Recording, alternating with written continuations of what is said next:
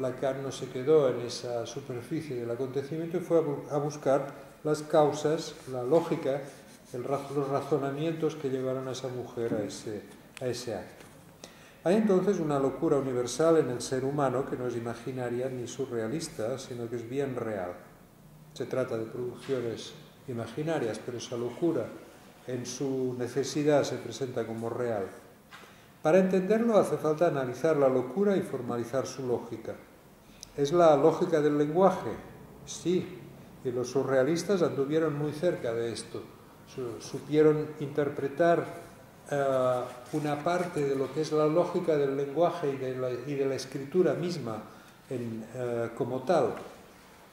Y en eso permitieron ese gran avance liberador de la imaginación en la literatura. Pero es la locura también del yo, como decía, que enloquece a cada uno haciéndole creer que el mundo está hecho con la finalidad de darle un lugar. Es la locura que podemos escuchar en muchas quejas, algunas llegan a nuestros despachos, otras no. ¿Cómo puede ser que a mí me suceda esto?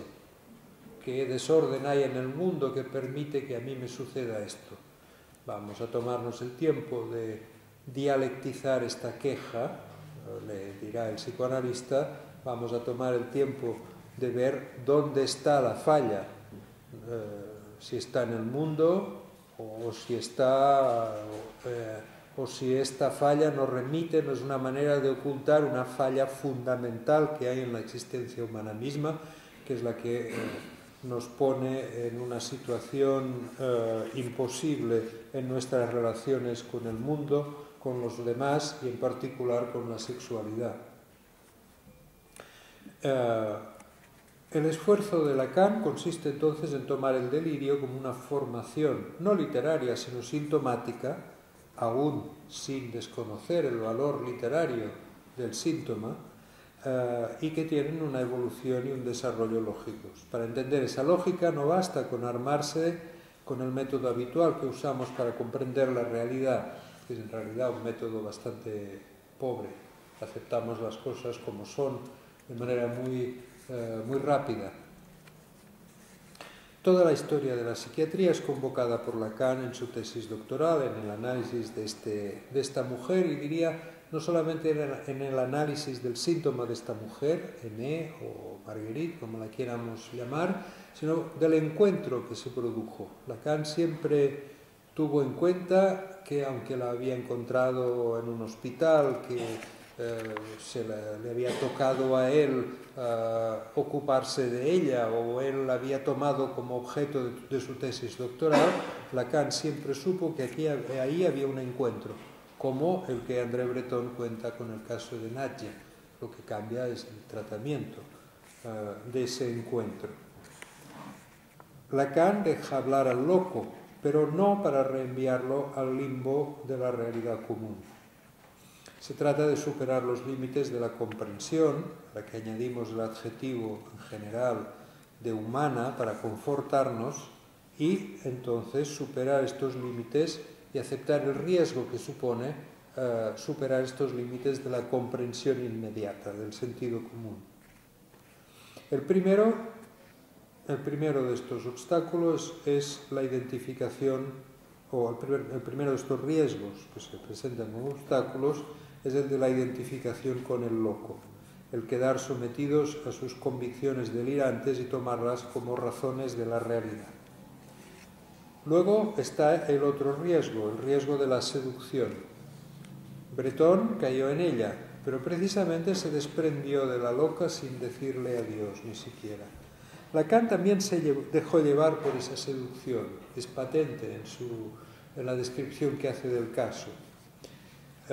Pero hay que tener en cuenta que no sin alguna seducción alguien dedica todo un año de trabajo a explorar todos y cada uno de los detalles de una existencia humana. La historia es complicadísima. Lacan trabajó, escuchó a esta mujer, investigó cuál había sido su vida en un pueblo en el que había vivido antes, exploró toda la historia de la familia, de todos los personajes de la familia, hizo una reconstrucción casi total de toda la biografía de esta mujer. uno no hace esto, se lo hace para la universidad, es verdad, y por tanto como algo frío y científico, pero también hay ahí se puede ver, como digo, un cierto gusto por seguir toda la lógica de este síntoma y de esa persona en particular. Pero al mismo tiempo Lacan nunca, a pesar de estos obstáculos, el de la identificación con el loco, el de la seducción, que Lacan maneja como sabe, y precisamente porque lo maneja bien, pudo no dejar nunca de lado la posibilidad de un tratamiento. De hecho, lo que se ve es que en las entrevistas con esta mujer no fueron sencillamente un registro de laboratorio, de un experimento, de los resultados, del registro frío y burocrático, digamos, de Lugier, que va tomando nota de las personas que entran y salen en cada momento, por ejemplo, en un lugar, sino que esas entrevistas vinieron a ser una suerte de cura para Aimé. Aimé salió de estas entrevistas modificada, salió, no diré curada, pero tratada, de modo que nunca volvió a recaer en su locura. Salió del hospital, más curioso todavía, llegó a ser la cocinera del padre de Lacan, que se quedó viudo y entonces necesitaba una cocinera, y Lacan, no sé si con un punto de ironía, porque tenía una relación muy extraña con su padre, bastante distante, no sé si en ironía le recomendó a esa mujer, que efectivamente cocinaba muy bien, y nunca hubo ningún problema, nunca nadie se ha referido a que haya existido ningún problema nunca más con esa mujer.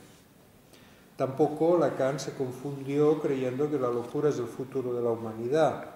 Es un futuro que solo se puede concebir desde un lirismo estetizante y un poco delirante en sí mismo. Es lo que años después algunos psiquiatras, algunos filósofos intentaron explorar en los años 60, 70. Fue un camino sin salida. Nunca Lacan se confundió en este otro sentido. La locura no es el futuro de la humanidad, es su presente.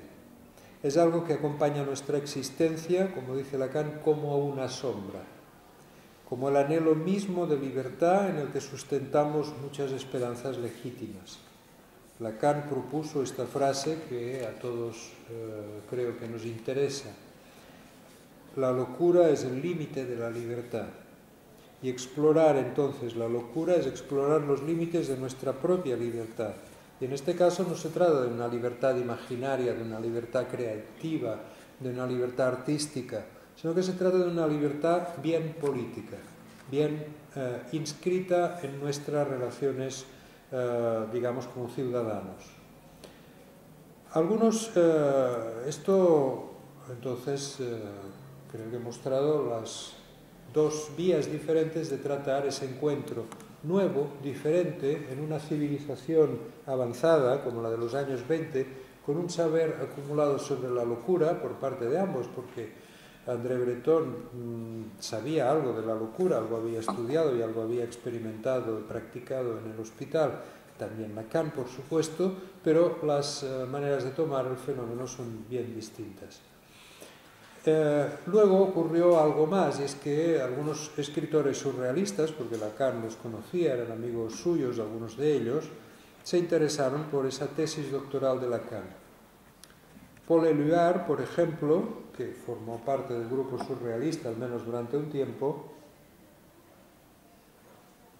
encontró que la escritura de Aimé, esa novela que escribió, o creo que escribió más de una, respondía muy bien a los presupuestos estéticos del surrealismo.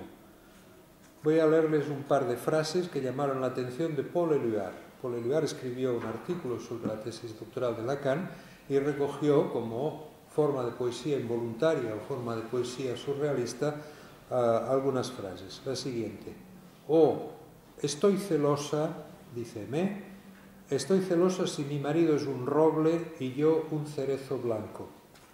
Estoy muy celosa si él es un roble y yo un sauce cambiante.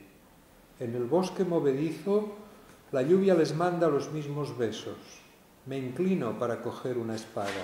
Encontré una en mi camino. Hay que conquistar el derecho al amor. Conozco todas las piedras de mi país, las azules, las blancas, las pardas. Son mis amigas y les hablo. ¿Qué haces ahí? Como pueden ver, se puede tomar muy bien como poesía surrealista. René Crevel, un personaje muy interesante, era un hombre que murió muy joven, creo que se suicidó, era tuberculoso, era homosexual, cosa que le planteó muchos problemas en la época. Era un hombre muy atractivo, las fotos que se conservan de él. Y Lacan saluda en sus escritos la presentación que René Crevel había hecho de su tesis. Lacan se refiere a René Crevel, saluda a René Crevel en sus escritos. De paso, seguramente tuvieron algún tipo de amistad. Y según Lacan, como digo, fue uno de los primeros en leer los escritos de Aimé. Cuando digo que Lacan enseñó esa novela a algunos de sus amigos surrealistas, uno de los primeros era René Crevel, que era un hombre que prometía mucho. Tiene algunos escritos realmente muy interesantes, pero lamentablemente murió muy joven.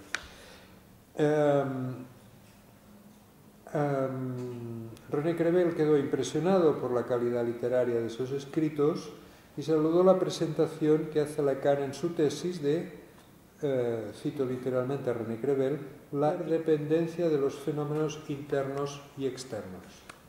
De sus escritos dice también René Crevel: el gran y sutil garbo de sus escritos dan testimonio de un valor poético bastante intransigente para que no pueda dejar de irse exagerando el desacuerdo inicial entre la criatura y el mundo que ella juzga lo bastante detestable para creer recrearlo.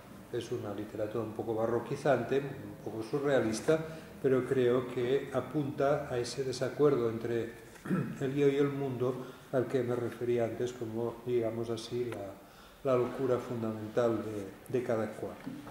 No voy a entretenerme aquí tampoco porque es algo que ocurrió posteriormente, sobre el uso que hizo Salvador Dalí con el título de Paranoia crítica de las contribuciones de Lacan sobre la psicosis paranoica.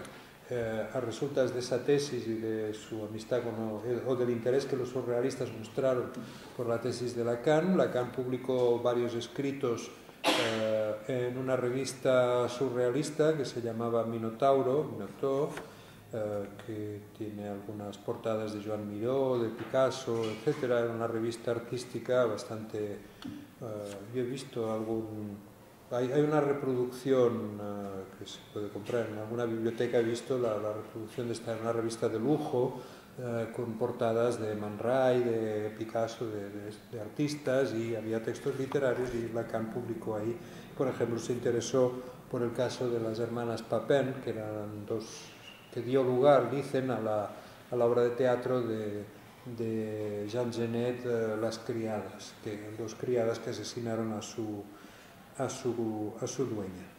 Quiero decir que a partir de ahí empezó una cierta intrincación entre el psicoanálisis y la creación artística a partir de esos encuentros no es un desencuentro, por tanto, entre el psicoanálisis y el surrealismo, tampoco es la solución, tampoco es la vía regia del psicoanálisis, el surrealismo, pero hay un cierto encuentro amable entre ambas cosas. Sin embargo, lo que es cierto que los surrealistas, si bien cambiaron o contribuyeron a cambiar el modo en que para todos, según el cual todos tomamos en consideración la locura del mundo, se detuvieron abruptamente en el camino que parecían emprender.